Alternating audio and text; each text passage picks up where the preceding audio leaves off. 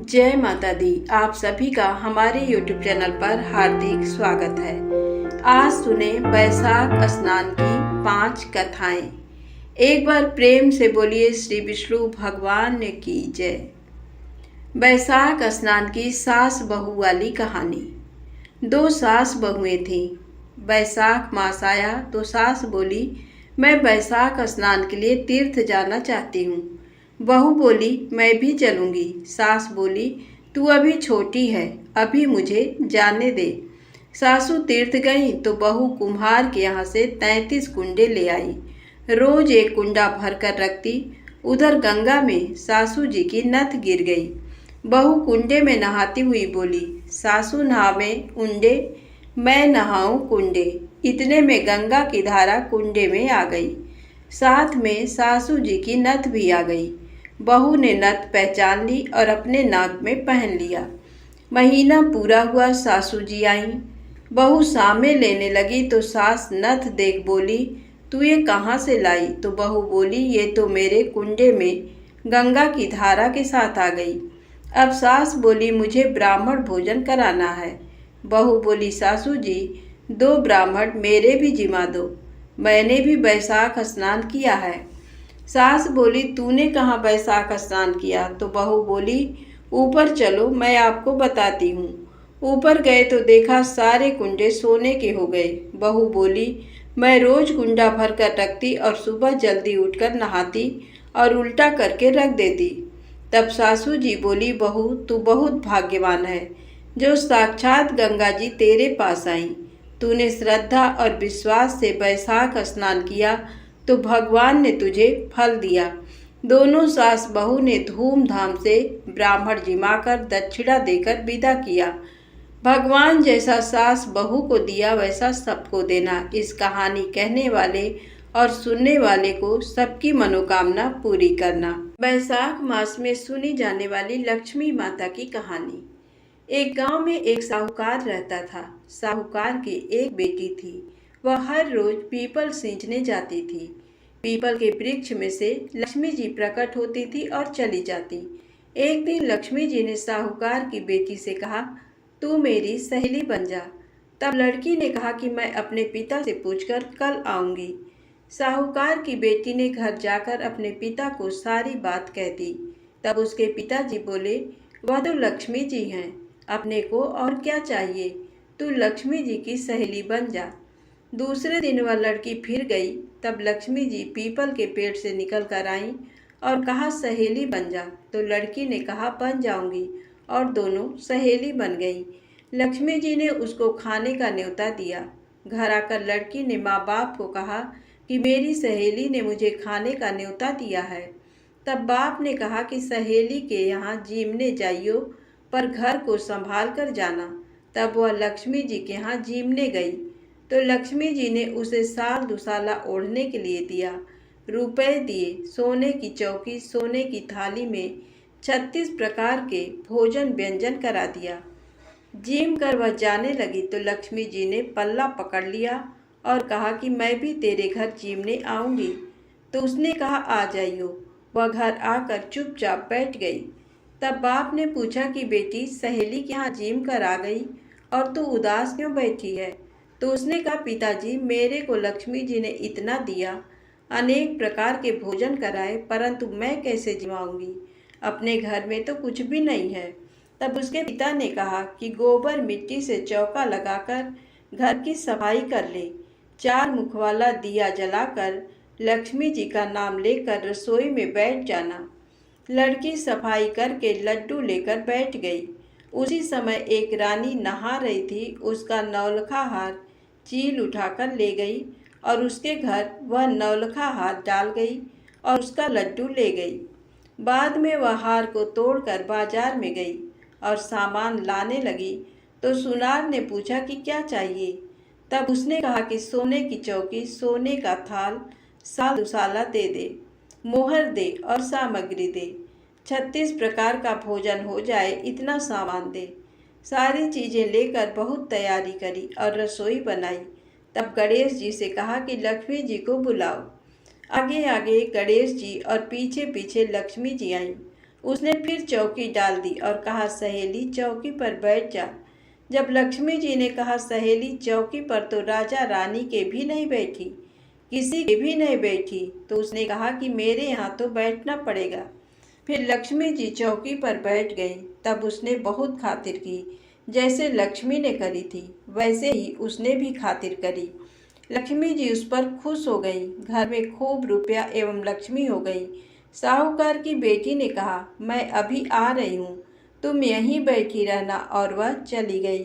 लक्ष्मी जी गई नहीं और चौकी पर बैठी रही। उसको बहुत दौलत थी। हे लक्ष्मी जी, जैसा तुमने साहूकार की बेटी को दिया वैसा सबको देना। कहते सुनते हुंकारा भरते अपने सारे परिवार को देना। धर्मराज जी की कहानी। धर्मराज जी की कहानी अनेक अवसरों पर सुनी जाती है। धर्मराज दशमी, कार्तिक मास, बैसाख पूर्णिमा आदि में धर्मराज जी की कहानी सुनने का महत्व है। धर्मराज जी की कहानी को विशेष फलदायी माना गया है। धर्मराज जी की कहानी कथा सुनने से व्यक्ति के पाप नष्ट होते हैं और स्वर्ग की प्राप्ति होती है। प्राचीन समय की बात है। एक नगर में दो सेठानियां रहती थीं। बड़ी सेठानी के घर में बहुत धन था, लेकिन वह कंजूस थी। छोटी सेठानी के घर में धन कम था, लेकिन वह मन से बहुत दयालु और मददगार थी। वह स्वयं को धर्म के कार्य करने और लोगों की मदद करने में लगाए रखती थी। वह रोज सवेरे गंगा स्नान करने के लिए जाती, तुलसी माता बड़ पीपल सींचती, भगवान के मंदिर जाकर पूजा करती और धर्मराज जी की कहानी सुनती थी। जबकि बड़ी सेठानी ये सब देखकर हंसती थी और कहती थी कि पता नहीं दिन भर क्या फालतू काम करती रहती हैं। ऐसा करते करते दिन बीतने लगे और सेठानियां वृद्ध हो गईं। तब भगवान के घर से बुलावा आया। छोटी सेठानी को लेने के लिए धर्मराज जी ने अपना विमान भेजा, जबकि बड़ी सेठानी को दूत मारते हुए ले जाने लगे। रास्ते में बड़ी सेठानी ने कहा कि मुझे भूख लगी है। तब दूत बोले कि यदि तुमने जीवन में किसी को खाना खिलाया होगा तभी तुम्हें खाना मिलेगा। थोड़ी देर बाद उसने फिर से कहा कि मुझे प्यास लगी है। तब दूत बोले कि यदि तुमने जीवन में किसी को पानी पिलाया होगा तभी तुम्हें पानी नसीब होगा। रास्ते में उसको कांटे चुभने लगे और तेज गर्मी पड़ने लगी, लेकिन दूत उसे घसीटते हुए ले गए। अब बड़ी सेठानी बहुत पछताने लगी कि मेरे पास सब कुछ होते हुए भी दान धर्म नहीं किया। इतनी देर में धर्मराज जी का दरबार आ गया। वहां जाकर उसने देखा कि छोटी सेठानी भगवान के पास सिंहासन पर बैठी थी। उधर बड़ी सेठानी को तपते हुए कुंड में डाल दिया गया। तब बड़ी सेठानी बोली कि मुझे सवा पहर का समय दीजिए, मैं वापस आकर दंड भोग लूंगी। धर्मराज बोले, ठीक है। बड़ी सेठानी के शरीर में वापस प्राण डाल दिए गए। धरती पर आते ही उसने पंडितों को बुलाकर धर्मराज जी की कहानी सुनी और सब तरह के दान धर्म किए। इतने में समय पूरा हो गया। अब की बार बड़ी सेठानी को लेने धर्मराज जी का विमान आया। सवा पहर के दान धर्म और धर्मराज जी की कहानी सुनने से बड़ी सेठानी को स्वर्ग की प्राप्ति हुई। धर्मराज जी ने जैसी कृपा सेठानी पर की वैसी सब पर करना। धर्मराज जी की कहानी कहने, सुनने और हुंकारा भरने वाले और पूरे परिवार पर कृपा करना। बोलिए धर्मराज जी महाराज की जय। बैसाख मास में सुनी जाने वाली विश्राम देवता की कहानी। जाटका और भाटका की कहानी। किसी गांव में एक भाटका व एक जाटका रहता था। दोनों में परम मित्र थे। एक बार जाटका अपनी बहन के घर जाने को तैयार हुआ तो भाटका अपनी ससुराल जाने को तैयार हुआ। दोनों साथ में चल पड़े तो रास्ते में रुककर एक तालाब की पाल पर बैठ गए। जाटका ने भाटका से कहा कि नगर बसेरा कर लेते हैं। इस पर भाटका बोला कि तू ही नगर बसेरा कर ले, मैं तो अपनी ससुराल जा रहा हूँ, वहाँ खूब खातिर होगी मेरी, तू कर ले नगर बसेरा। जाटका वहीं तालाब की पाल पर बैठ पानी की घंटी और चावल की पोटली लेकर नगर बसेरा करने लगा। नगर बसेरा करने के साथ जाटका कहने लगा कि नगर बसेरा जो करे सो मन के धोवे पाप, ताता मांडा तापसी देगी मेरी माय। माँ देगी मावसी देगी द्वारका का वास। मीठा मीठा गास बैकुंठा का वास। 5 कुल्ठी छठी रास मेरा जिबड़ो श्री कृष्ण के पास। डालूं पानी हो जाए घी झट से निकल जाए मेरा जीव। ये सब कर करा के वह जाटका बहन के पास चल पड़ा। जाटका की बहन ने भाई का खूब मान सम्मान किया और बहुत बातें की। भाई के पसंद का भोजन जिमाया। इधर भाटका अपने ससुराल पहुंचा तो वहां आग लगी हुई थी। आग बुझाने वह भी लग गया, जिसमें हाथ मुंह भी काले हो गए और खुद भी थोड़ा झुलस गया। ना रोटी ना पानी के लिए ही किसी ने पूछा। भाटका भूखा प्यासा वहां से निकल गया। शाम को दोनों फिर घर की ओर चल पड़े और रास्ते में मिल गए और एक दूसरे का हाल पूछा। भाटका बोला कि मेरे ससुराल में तो आग लगी हुई थी। आग बुझाते में खुद काला हो गया हूँ। ना रोटी मिली ना पानी। जाटका बोला कि मेरी तो बहुत खातिर हुई। फिर बोला कि मैंने कहा था ना कि नगर बसेरा कर ले। अब से कर ले नगर बसेरा। लेकिन भाटका ने फिर मना कर दिया। कहने लगा कि तेरी मासी है, पता नहीं रोटी दे या ना दे। मेरी तो माँ है, दही की छूछली चूरमा का पेड़ा धरा मिलेगा। भाटका ने फिर नगर बसेरा नहीं किया। जाटका ने कर लिया। नगर बसेरा जो करे सो मन के धोवे पाप। ताता मांडा तापसी देगी मेरी माय। माँ देगी मावसी देगी द्वारका का वास। मीठा मीठा गास बैकुंठा का वास। 5 कुल्ठी छठी रास मेरा जिबड़ो श्री कृष्ण के पास। डालूं पानी हो जाए घी झट से निकल जाए मेरा जीव। करके वह चल पड़ा। घर पहुँचते ही जाटका की मासी ने बहुत प्यार दुलार किया। उधर भाटका घर गया तो उसकी भैंस खो गई थी। बाप एक लाठी रखे तो दूसरी उठाए और कहने लगा कि ससुराल गया तो आग लगा दी, अब यहाँ आया तो भैंस खो दी। बाप ने कहा कि पहले भैंस लेकर आ, तभी रोटी पानी मिलेगी। सारा दिन भाटका भैंस ढूंढता रहा, लेकिन उसे भैंस नहीं मिली। जाटका और भाटका फिर मिले। जाटका ने भाटका के हाल चाल पूछे तो भाटका बोला कि आते ही भैंस खो गई। बस उसी दिन से भैंस ढूंढ रहा हूँ। रोटियों को तो पूछो ही मत, पानी भी नहीं मिला। जाटका ने कहा कि मैंने तो पहले ही कहा था कि नगर बसेरा कर ले। जाटका की बात सुनकर भाटका बोला कि तेरे नगर बसेरे में इतनी ताकत है तो चल अब कर लेते हैं। दोनों ने बैठकर नगर बसेरा किया। नगर बसेरा जो करे सो मन के धोवे पाप। ताता माड़ा तापसी देगी मेरी माय। माँ देगी मावसी देगी द्वारका का वास। मीठा मीठा गास बैकुंठा का वास। 5 कुल्ठी छठी रास मेरा जिबड़ो श्री कृष्ण के पास। डालूं पानी हो जावे घी झट से निकल जाए मेरा जीव। दोनों के नगर बसेरा करने पर भाटका जैसे ही आगे बढ़ा तो उसकी खोई हुई भैंस मिल गई, जिसे लेकर घर पहुंचा। घर पहुंचते ही माँ ने कहा कि लड़के को आते ही घर से निकाल दिया। सारे दिन से वे भूखा प्यासा भटक रहा है। ये कहकर उसकी माँ ने उसको खूब खिलाया पिलाया और ससुराल से संदेशा आ गया। उसकी ससुराल में बहुत आवभगत हुई। अपनी पत्नी को लेकर घर आ गया। भाटका प्रसन्न हो गया। भाटका ने सारे नगर में ढिंढोरा पिटवाया कि बैसाख में सब कोई अपने पीहर या सासरे आते जाते नगर बसेरा करें। जैसे भाटका को नगर बसेरा करने का फल मिला, वैसा ही फल कहानी सुनने वाले, कहानी कहने वाले को भी मिले। पथवारी माता की कहानी। एक बार पथवारी माता पाल और विनायक जी में झगड़ा हो गया। सब आपस में स्वयं को बड़ा बताने लगे। इतने में एक ब्राह्मण का लड़का आया। पाल पथवारी गजानंद जी ने उसे रोका और कहा, लड़के रुक जा और हमारा न्याय कर। लड़का बोला, मैं कल वापस आऊँगा तब न्याय करूँगा। घर आकर लड़के ने माँ से कहा, माँ मुझे कल पाल पथवारी माता विनायक जी का न्याय चुकाना है। तो माँ ने कहा, बेटा सबको बड़ा बता देना।